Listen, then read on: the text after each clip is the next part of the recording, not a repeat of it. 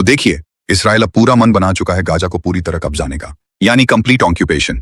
और ये सिर्फ एक धमकी नहीं, बल्कि इसराइल की सुरक्षा कैबिनेट से पास हुआ एक असली प्लान है। ये फैसला ऐसे समय में आया है जब पिछले कई महीनों से गाजा में हालात बेहद चिंताजनक और तनावपूर्ण हैं। सबसे पहले उनका टारगेट है पूरे गाजा सिटी को अपने कंट्रोल में लेना।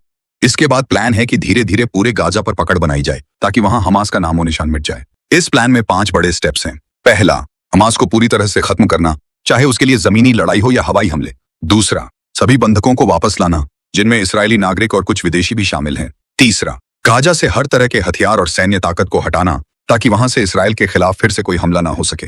चौथा, वहां इस्राएली सिक्योरिटी का सीधा कंट्रोल रखना, यानी सीमाएं, चेकपोस्ट और इंटरनल सिक्योरिटी सब इसराइल के हाथ में। और पांचवां, एक नया लोकल प्रशासन बनाना जो पूरी तरह हमास से अलग हो और इसराइल की शर्तों पर काम करे। अब देखिए, इसराइल के इस फैसले पर दुनिया भर के देशों का रिएक्शन भी सामने आया है, खासकर अरब वर्ल्ड का।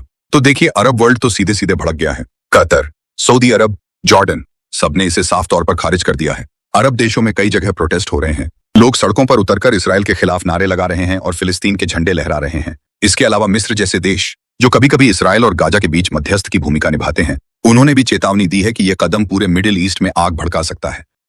यूनाइटेड नेशंस ने भी इस पर बयान दिया और कहा कि इस प्लान से हालात और बिगड़ेंगे और आम लोगों की जान को सबसे ज्यादा खतरा होगा। वहीं यूरोप में जर्मनी ने इसराइल को हथियारों की सप्लाई रोक दी है और फ्रांस और बेल्जियम जैसे देश कह रहे हैं कि यह पूरी तरह से इंटरनेशनल लॉ का उल्लंघन है।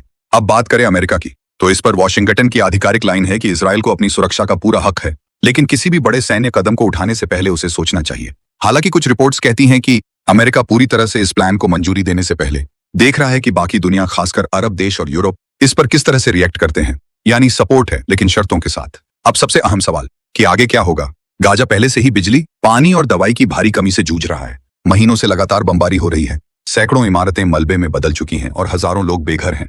अगर इसराइल ने गाजा पर पूरा कब्जा कर लिया तो वहां का मानवीय संकट और गहरा सकता है। खाने पीने की चीजें और दवाइयां पहुंचाना मुश्किल होगा और लाखों लोग शरणार्थी बनने पर मजबूर हो सकते हैं। दूसरी तरफ इसराइल के लिए भी ये आसान नहीं होगा, क्योंकि गाजा में लंबे समय तक सेना रखना, वहां की जनता के गुस्से को झेलना और हर दिन किसी न किसी हमले का खतरा, ये सब उन्हें लगातार परेशान करेगा। साथ ही अंतर्राष्ट्रीय आलोचना और अरब वर्ल्ड का दबाव भी बढ़ता जाएगा। तो देखना होगा कि क्या आने वाले दिनों में यह साफ हो जाएगा कि यह प्लान वाकई शांति और सुरक्षा लाएगा या फिर मिडिल ईस्ट को एक और बड़े संघर्ष की आग में झोंक देगा।